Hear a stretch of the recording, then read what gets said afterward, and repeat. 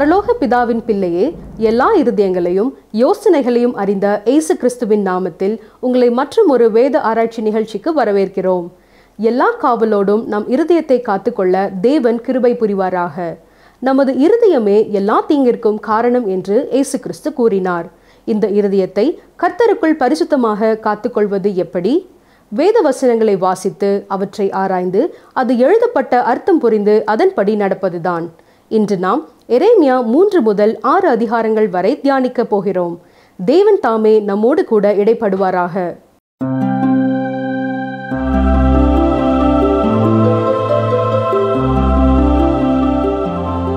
பிரியமானவர்களே, கடந்த சில நாட்களாக எரேமியா தீர்க்கதரிசியின் புத்தகத்தை நாம் படித்து வருகிறோம். இன்று எரேமியா 4ஆம் அதிகாரம் முதல் 6ஆம் அதிகாரம் வரை கற்றுக்கொள்ளப் போகிறோம். யோசியா ராஜாவின் நாட்களில் அவர் சீர்திருத்தம் செய்த காலத்தில் இருக்கிறோம். இன்னமும் கர்த்தருடைய ஆலயத்திலே நியாயப்பிரமாண புத்தகம் கண்டெடுக்கப்படவில்லை. எனவே இது சீர்திருத்தம் தானே ஒழிய எழுப்புதல் அல்ல. அங்கே மேலோட்டமாக காரியங்கள் நடைபெற்று கொண்டிருந்தன. யோசியா ராஜா உண்மையோடும் உத்தமத்தோடும் உண்மையாகவே தேவனால் ஏவி எழுப்பப்பட்டவராய் செயல்பட்டு கொண்டிருந்தார். எரேமியாவின் வார்த்தைகளை அவர் கவனித்து கேட்டார். ஆனால் ஜனங்கள் உண்மையாய் கர்த்தரை நோக்கி திரும்பவில்லை. இப்பொழுது நாம் எரேமியா கொடுத்த 2வது செய்தியை கற்று வருகிறோம். இந்த செய்தி 3ஆம் அதிகாரம் முதல் 6ஆம் அதிகாரம் வரைக்கும் செல்கிறது. இங்கே அவர் மக்களின் பின்வாங்குதலை குறித்து பேசிக் கொண்டிருக்கிறார். கவனியங்கள், வாசிக்கிறேன். எரேமியா 3:10. இவைகளை எல்லாம் கண்டும் யூதா என்கிற அவளுடைய சகோதரியாகிய துரோகி கள்ளத்தனமாய் திரும்பினாலே அன்றி முழு இருதயத்தோடும் என்னிடத்தில் திரும்பவில்லை என்று கர்த்தர் சொல்லுகிறார். வெளிப்பிரகாரமாகத்தான் அவர்கள் கர்த்தரிடத்திலே திரும்பினார்கள். தேவாலயத்திற்கு சென்றார்கள்.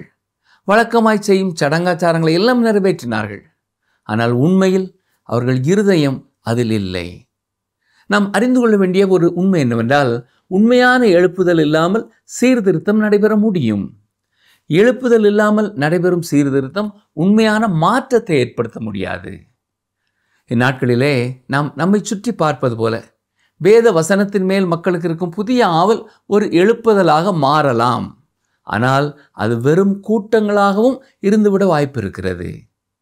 உண்மையான எழுப்புதல் நடைபெறும் பொழுது அது நிச்சயமாக வெளியே தெரிய வரும். எரேமியாவின் நாட்களிலே அங்கே சீர்திருத்தங்கள் நடைபெற்றன. ஆனால் மக்கள் உண்மையாய் தேவனிடத்தில் திரும்பவில்லை.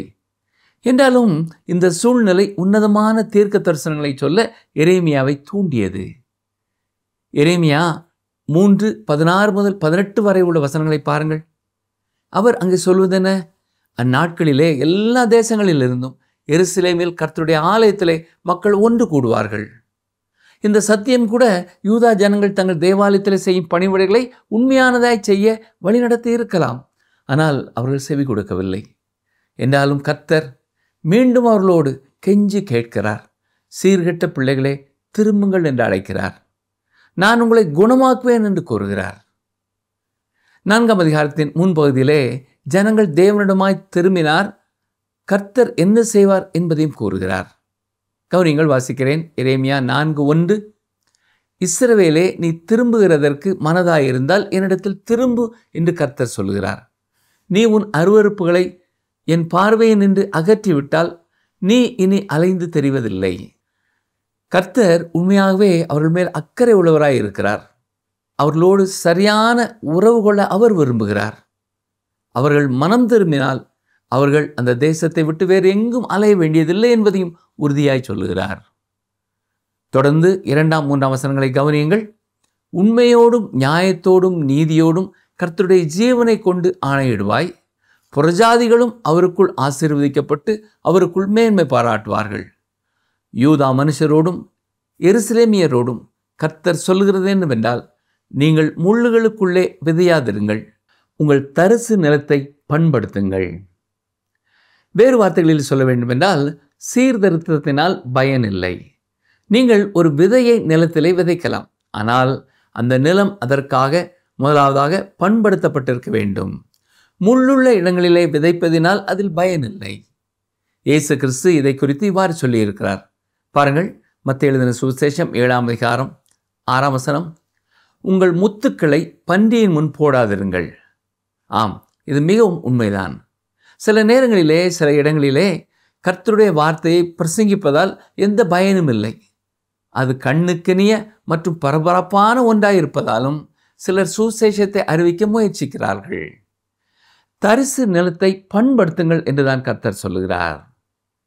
டாக்டர் அயன்சைட் கூறும்பொழுது, உறுதி என்னும் கலப்பை இருதயத்தின் கடினமான மண்ணை புரட்டி போட வேண்டும் என்கிறார். எரேமியாவின் இந்த செய்தியில் முதலாவது மக்களின் குற்றச்சாட்டை நாம் பார்க்கிறோம். தொடர்ந்து கர்த்தர் அவர்கள் மீதான நியாய தீர்ப்பை அறிவிக்கிறார். மீண்டும் அவர்களை திரும்பி தன்னிடம் வர அழைக்கிறார். கடைசியிலே இறுதியான நியாய தீர்ப்பை முன் அறிவிக்கிறார். இந்த நாட்களிலேயும் ஆறுதலின் செய்திகளை விட இடித்துரைக்கும் செய்திகளே மிக அவசியம். இறுகி போன இருதயங்கள் நொறுக்கப்பட வேண்டும்.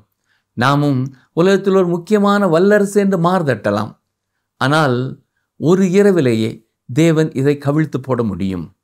மகா பாபிலோன் ஒரு இரவிலேயே விழுந்தது. மகா அலெக்சாண்டர் ஒரு இரவிலேயே மறைந்து போனார். அவரது முழு ராஜ்யமும் நொறுங்கியது. ரோம சாம்ராஜ்யம் உள்ளிருந்தே உடைக்கப்பட்டது. அதே போல நமது தேசமும் தோற்கடிக்கப்பட முடியும். நமது பணத்தினாலோ இராணுவ வலிமையினாலோ நமது மேன்மை இல்லை.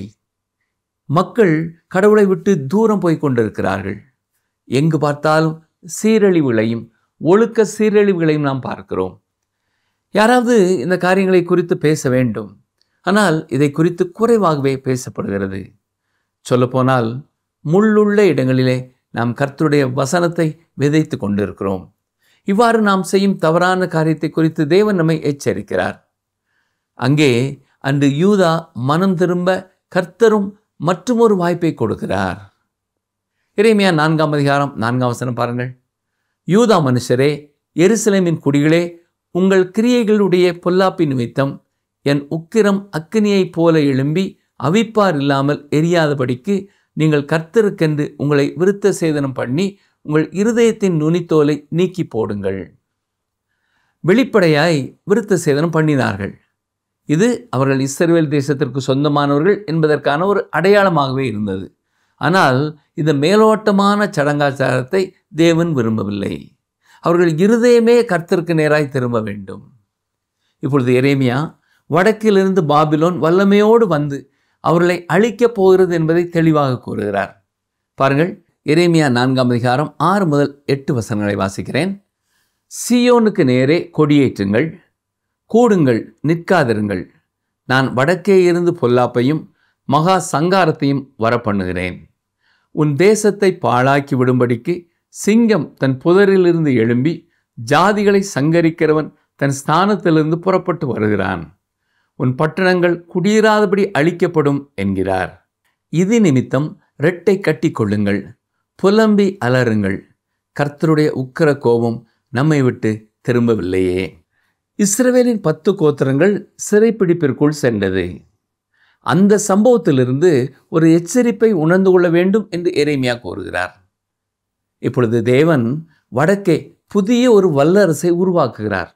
அவர்கள் வந்து யூதாவை அழிக்கப் போகிறார்கள். இயற்கையான மனித சுபாவத்தினாலே மனிதன் எந்த நீதியையும் உண்டாக்க முடியாது. எனவேதான் எரேமியா அவருடைய இருதயத்தின் நுனித்தோலை விருத்த சேதனம் பண்ண வேண்டும் என்று கூறுகிறார். ஆனால் இங்கே நாம் பார்ப்பது என்ன? ஜனங்கள் தேவனிடமாய் திரும்ப மறுத்து விட்டார்கள். பிரியமானவர்களே, ஒரு தேசமோ ஒரு திருச்சபையோ ஒரு தனி மனிதனோ தேவனை புறக்கணிக்கும் பொழுது தேவன் அவர்களையும் புறக்கணிக்கிறார். ஆண்டவராய் இயேசு கிறிஸ்து இஸ்ரவேலின் ராஜாவாக தன்னையே கொடுக்க வந்தார். அவர்கள் அவரை புறக்கணித்த பொழுது அவரும் அவர்களை புறக்கணித்து விட்டார். மத்தேயு 23ஆம் அதிகாரம் 38ஆம் வசனம் பாருங்கள். இதோ உங்கள் வீடு உங்களுக்கு பாழாக்கி விடப்படும் என்றார். தொடர்ந்து மத்தேயு 23ஆம் அதிகாரம் முழுவதையும் நீங்கள் வாசித்து பாருங்கள். அது உங்களுக்குள்ளே ஒரு பயத்தை உண்டு பண்ணவில்லை என்றால் வேறு எதுவும் அதை செய்ய முடியாது. மென்மையான இயேசுவை குறித்து மட்டும் பேசிக் கொண்டிருக்க வேண்டாம். அவர்களது ராஜாவாக வந்த அவரை அவர்கள் புறக்கணித்தார்கள். அவர் அவர்களை புறக்கணித்தார். அருமையான சகோதரனே, சகோதரியே, உங்களுக்கு விருப்பமானால் நீங்களும் தேவனை புறக்கணிக்கலாம். ஆனால் ஒன்றை ஞாபகத்தில் வைத்துக் கொள்ளுங்கள், நீங்கள் அவரை புறக்கணிப்பீர்கள் என்றால் தேவனும் உங்களை புறக்கணிப்பார். அவர் கிருபை நிறைந்தவர்தான், அவர் நல்லவர்தான், அவர் நீடிய பொறுமை உள்ளவர்தான். அவரிடத்தில் நீங்கள் திரும்புவதற்கு பல சந்தர்ப்பங்களை உங்களுக்கு அவர் கொடுப்பார். ஆனால் வாய்ப்பு பெற்றவர்கள் தேவனை புறக்கணிப்பதின் விளைவு பயங்கரமானதாக இருக்கும். அது இஸ்ரவேல் தேசமோ அல்லது திருச்சபையோ அல்லது தனி மனிதனாகவோ இருக்கலாம். இறுதியாக கடவுள் அவர்களை மறுத்துவிட்டார். பின்னர் மற்ற எல்லா மனிதர்களும் அவர்களை மோசமான குப்பைகள் மற்றும் பயனற்றவர்கள் என்று எண்ணுகிறார்கள். இன்று பலர் நாங்கள் ஜீவனுள்ள தேவனை உண்மையாய் பின்பற்றுபவர்கள் என்று கூறுகிறார்கள். பலர் திருச்சபைகளின் அங்கங்களாய் இருக்கிறார்கள். ஆனால் பிரியமானவர்களே, வேத வசனத்திற்கு கொடுக்க வேண்டிய முக்கியத்துவத்தை அவர்கள் வாழ்க்கையிலே இன்னமும் கொடுக்கவில்லை. உண்மையை சொல்லப்போனால் உண்மையான ஜீவனுள்ள தேவனை நாம் பின்பற்றவில்லை. பல ஆண்டுகளுக்கு முன் ரீடர்ஸ் டைஜஸ்ட் என்ற புத்தகத்திலே the book almost nobody reads என்ற தலைப்பில் பரிசுத்த வேதத்தை பற்றிய ஒரு கட்டுரை வெளியானது. இது ஒரு பொய் பிரியமானவர்களே. இதை எழுதிய அந்த மனிதனுக்கு கர்த்தருடைய வார்த்தை குறித்து எதுவும் தெரியவில்லை. நம்மில் பலரும் எரேமியாவின் காலத்தில் இருந்த மக்களை போன்ற ஒரு நிலைமையிலேயே இருக்கிறோம். அந்த நாட்களிலே அந்த தேசம் தேவனை புறக்கணித்தது. என்றாலும் மக்கள் அவரை பின்பற்றுவது போல நடித்தார்கள். இன்றும் அப்படிப்பட்ட மனிதர்கள் ஒரு குறிப்பிட்ட காலத்தில் உலகத்தாலும் தேவனாலும் புறக்கணிக்கப்படுவார்கள். இன்று பல தேசங்கள் இப்படிப்பட்ட ஒரு நிலையில்தான் காணப்படுகின்றன. தேசத்தின் எல்லா பகுதிகளிலேயும் ஒழுங்கின்மையும் ஒழுக்கக்கேடும் பெருகி வருகிறது. எந்த ஒரு மக்கள் கூட்டமும் தேவனை பின்பற்றுகிறோம் என்று சொல்லிக்கொண்டு மாய்மாலம் செய்ய முடியாது. இப்படிப்பட்ட செய்தி பிரபலமாகாது. அந்நாட்களிலே எரேமியாவும் பிரபலமான ஒரு நபர் அல்ல. என்றாலும் இந்த புத்தகம் சொல்லும் செய்தியை நான் சொல்ல வேண்டும். தேவனை விட்டு தூரம் போன மக்கள் கூட்டத்தை தேவன் புறக்கணிப்பார் என்பது உண்மை. இன்னும் சில முக்கியமான சத்தியங்களை கவனிப்போம். எரேமியா 4:22, என் ஜனங்களோ மதியற்றவர்கள், என்னை அவர்கள் அறியாதிருக்கிறார்கள். அவர்கள் பைத்தியமுள்ள பிள்ளைகள், அவர்களுக்கு உணர்வே இல்லை. பொல்லாப்பு செய்ய அவர்கள் அறிவாளிகள், நன்மை செய்யவோ அவர்கள் அறிவில்லாதவர்கள்.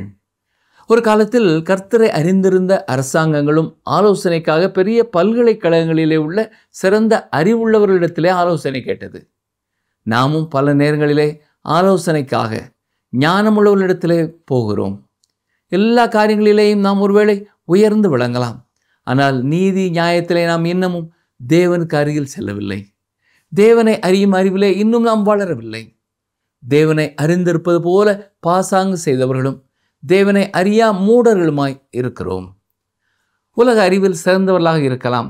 ஆனால் உண்மையான விசுவாசிகளாய் இல்லாதவர்கள் கர்த்தருடைய வசனத்தை குறித்து எதையும் எழுத முடியாது. கர்த்தருடைய வார்த்தைகளை அறிந்து கொள்ள வேண்டும் என்றால் முதலாவது அவரை அறிந்து கொள்ள வேண்டும். உலக பிரகாரமான ஒரு புத்தகத்தை வாசிக்கும் பொழுது அதை எழுதியவரை நாம் அறியாவிட்டாலும் அந்த புத்தகத்தின் கருத்துக்களை நாம் புரிந்து கொள்ள முடியும். மனிதன் எழுதிய புத்தகத்தை மற்றும் ஒரு மனிதன் புரிந்து கொள்ள முடியும். ஆனால் வேத புத்தகத்தை நீங்கள் அறிந்து கொள்ள வேண்டும் என்றால் அதன் ஆக்கியோரான தேவனை நீங்கள் ஆசிரியராக அறிந்து கொள்ள வேண்டும். பரிசுத்த ஆவியானவர் மட்டுமே கர்த்தருடைய வசனத்தை உங்கள் வாழ்க்கையிலே உண்மையானதாக்க முடியும். சரி, தொடர்ந்து 5ஆம் அதிகாரம் பாருங்கள். வாசிக்கிறேன். எரேமியா 5:1, நியாயம் செய்கிற மனுஷனை கண்டுபிடிப்பீர்களோ என்றும் சத்தியத்தை தேடுகிறவன் உண்டோ என்றும் எருசலேமின் தெருக்களிலே திரிந்து பார்த்து விசாரித்து அதன் வீதிகளிலே தேடுங்கள், காண்பீர்களானால் அதற்கு மன்னிப்பு தருவேன். கிரேக்க தத்துவ ஞானியான டயோஜீனஸ் ஒரு நாள் அத்தேனே பட்டணத்தின் தெருக்களிலே ஒரு விளக்கை தூக்கி கொண்டு சென்று கொண்டிருந்தார். அவரை பார்த்தவர்கள் அவரிடத்தில் வந்து, ஐயா, நீங்கள் எதை தேடிக்கொண்டு இருக்கிறீர்கள் என்று கேட்டபொழுது, உண்மை உள்ள ஒரு மனிதனை நான் தேடுகிறேன் என்று கூறினாராம். இறுதி வரை அவர் யாரையும் கண்டுபிடிக்கவில்லை. இன்று எந்த பட்டணங்களிலே போய் நாம் தேடினாலும் நாமும் கண்டுபிடிக்க முடியாது. இங்கே கர்த்தர் சொல்வது என்ன? நியாயம் செய்யும் மனிதனை அதன் வீதிகளிலே தேடுங்கள், காண்பீர்களானால் அதற்கு மன்னிப்பு தருவேன். ஞாபகம் இருக்கிறதா? ஆபிரகாம் சோதோம் கொமோரா பட்டணங்களுக்காக ஜெபித்த பொழுது இறுதியாக 10 நீதிமான்கள் இருந்தார், அதை அழிப்பீரோ என்று கூறுவதோடு நிறுத்தி கொண்டார். ஒரு மனிதனுக்காக கூட தேவன் அந்த பட்டணத்தை அழிக்காமல் விட்டிருக்கலாம். ஆனால் அதை அழிக்கும் முன்னதாக அந்த ஒரே ஒரு மனிதனையும் அவர் கட்டாயப்படுத்தி வெளியே கொண்டு வர வேண்டியதாக இருந்தது. தன் ஜனங்களை குறித்து கர்த்தர் எப்படி பேசுகிறார் என்பதை கவனியுங்கள். எரேமியா 5:8, அவர்கள் கொழுத்த குதிரைகளைப் போல் காலமே எழும்பி அவனவன் தன் தன் அயலானுடைய பெண் ஜாதியின் பின்னாலே கனைக்கிறான். இன்று நம் தேசத்திலும் நடைபெறும் மிகப்பெரிய பாவம் என்ன? பாலியல் தொடர்பான பாவங்கள் தான். இதை குறித்து பலர் கூறும் பொழுது புதிய ஒழுக்க நெறி என்கிறார்கள். ஆனால் தேவன் அதை இன்றும் விபச்சாரம், பாவம் என்றுதான் அழைக்கிறார். குதிரைகளைப் போல காலமே எழும்பி அவனவன் தன் தன் அயலானுடைய பெண் ஜாதியின் பின்னாலே கனைக்கிறான் என்று கூறுகிறார்.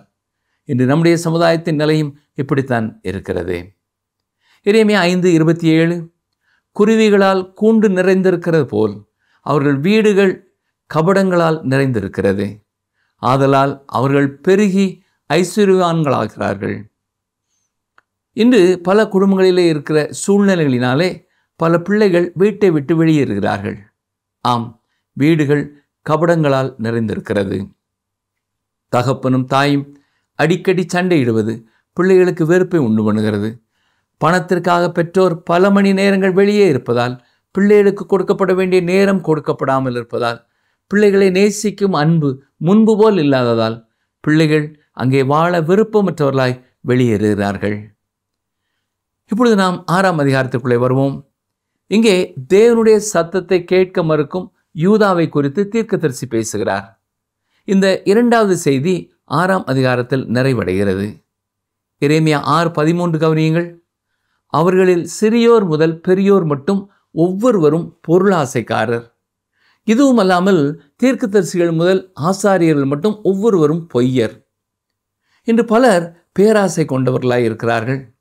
வெள்ளியை குறித்த பேராசை, பொன்னை குறித்த பேராசை, சொத்தை குறித்த பேராசை, புகழை குறித்த பேராசை மற்றும் அடுத்தவரின் மனைவியை குறித்த பேராசை, இவைகளைத்தான் ஆண்கள் இச்சிக்கிறார்கள்.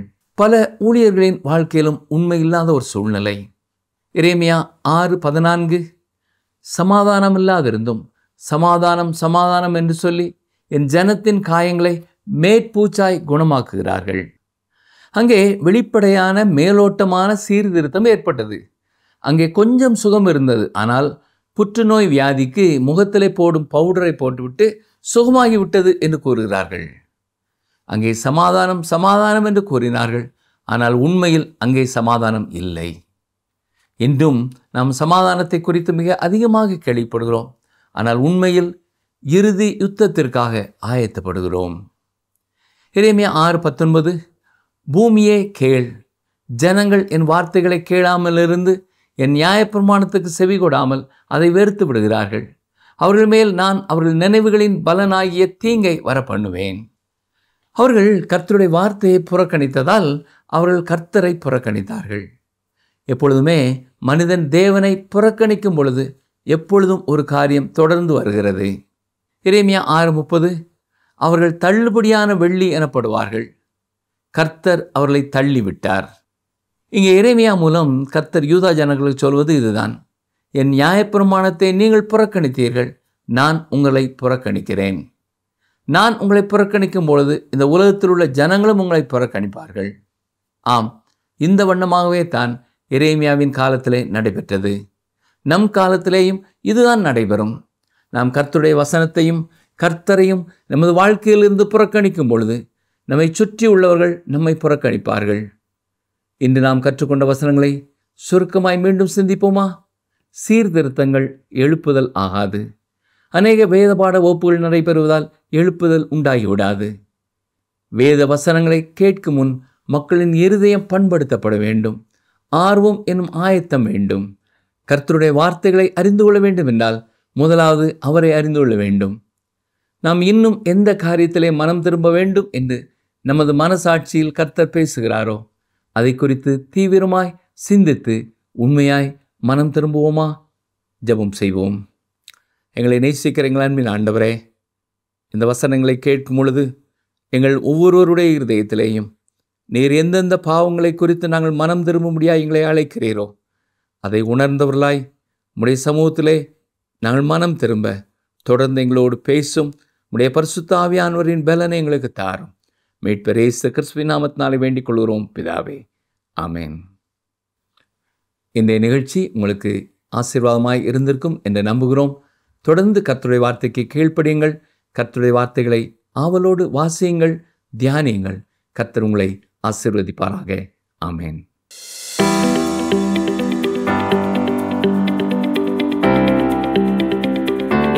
குருவிகளால் கூண்டு நிறைந்திருப்பது போல அவர்கள் வீடு எதினால் நிறைந்திருக்கிறது? குருவிகளால் கூண்டு நிறைந்திருப்பது போல அவர்கள் வீடு எதினால் நிறைந்திருக்கிறது? ஆப்ஷன் ஏ கபடங்கள், ஆப்ஷன் பி கேளிக்கைகள், ஆப்ஷன் சி துன்மார்க்கம். இன்றைய கேள்விக்கான சரியான பதிலை 9962032803 என்ற எண்ணிற்கு வாட்ஸ்அப் மூலம் அனுப்புங்கள்.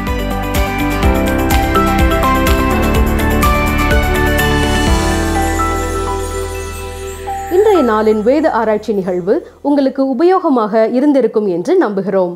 இருதயம் நொறுக்கப்பட வேண்டியதன் அவசியத்தை குறித்து பார்த்தோம். ஆம், நம் இருதயம் பாவ உணர்வடைந்து நொறுக்கப்பட்டு அது சீர்திருத்தம் அடையும் போது சபைகளில் நாம் எழுப்புதலை காண முடியும். இருதயத்தை நொறுக்கும் வல்லமை கொண்டது சம்மட்டி போன்ற வேத வசனங்களே. இந்த வேத வசனங்கள் மூலம் பரிசுத்த ஆவியானவர் நம்மோடு கூட பேசும்போது நிச்சயம் உடைதல், நொறுக்குதல், சீர்படுத்தல், இறுதியாக எழுப்புதல் நடைபெறும். இருகரம் நீட்டி நம்மை அழைக்கும் நம் ஆண்டவரின் சத்தத்துக்கு கீழ்ப்படிந்து நமது சீர்கேடுகள் பின் மாற்றங்களில் இருந்து விடுதலை பெற்று நம் ஆண்டவராகிய இயேசு கிறிஸ்துவை நோக்கி ஓட பிதாவாகிய தேவன் நமக்கு கிருபை புரிவாராக. இந்த நிகழ்ச்சி உங்களுக்கு பிடிச்சிருக்கா?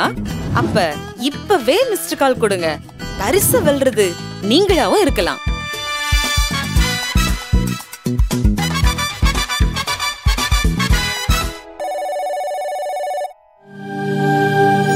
தெய்வ வாக்கு.